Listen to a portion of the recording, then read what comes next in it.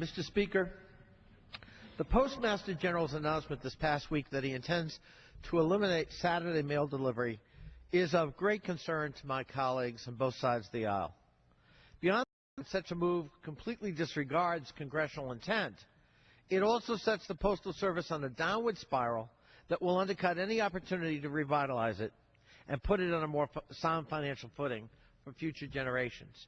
Whether it's the financial documents for a small business, a prescription refill for an elderly resident, or a birthday card for a loved one, Saturday mail delivery is important to every person in every community in America. The United States Postal Service is an American institution dating back to the founding of our nation, when it was enshrined in Article 1 of the Constitution. And Saturday delivery has been part of that tradition for the past 150 years. The men and women who don the blue uniform of the USPS are visible on every street in every community. As a recent Washington Post story recounted, mail carriers have been known to report crimes, detect gas leaks, and check on the elderly. Many serve the same routes for years, taking note of the comings and goings in their neighborhoods and offering an extra set of watchful eyes. They are, in many ways, the first responders in many of these communities.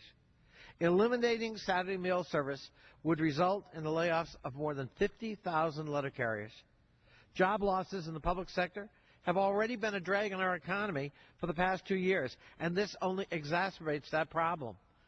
The supposed savings would clearly be offset if these unemployed middle-class workers then need federal assistance to make ends meet.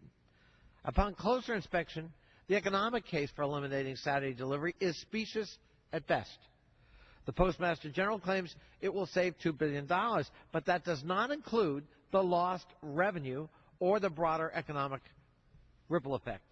A confidential report commissioned by the Postmaster General just last year showed that a 7.7% decline in mail volume, such as going from 6 to 5 days, would actually result in a $5.2 billion loss in revenue.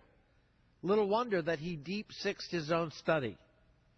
Within the broader economy, 8.4 million jobs are supported by the private and public mailing industries. That represents 6% of all American jobs. For every job in the Postal Service, there are 10 in the private sector. And 3 out of 4 of those jobs are dependent on existing delivery infrastructure by the Postal Service, including 6-day mail. Last year, the combined industries supported $1.3 trillion in sales revenue, or 8.6% of our entire economy. While first-class mail volume has been trending downward for the past decade, the Postal Service is not maximizing those lines of business that are showing growth, such as package delivery.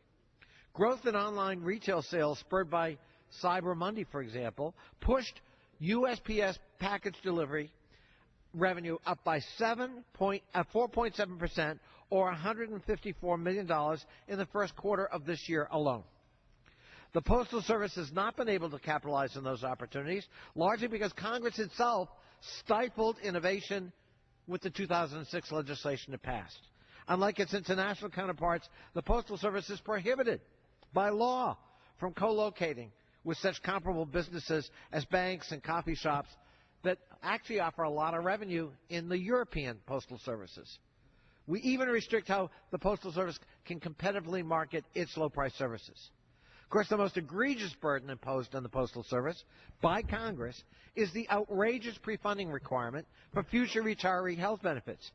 Under current law, it must pre-fund 75 years at 100% of those benefits in a 10-year window. No other entity on the planet has such an onerous requirement but the Postal Service, and we did it. Congress did it in 2006. In fact, $11.1 billion of the $15+ billion loss last year for the Postal Service is directly attributable to that burden. That brings us back to the audacity of last week's announcement by the Postmaster General. The Postal Service has routinely testified before Congress requesting the authority to go from 6 to 5. But congressional intent on the preservation of 6-day mail delivery has been clear for 30 years. Even the presidential budget request recognizes the need for Congress proactively to grant such authority. It cannot be grabbed unilaterally.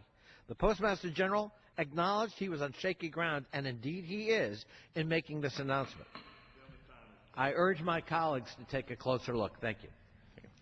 The chair recognizes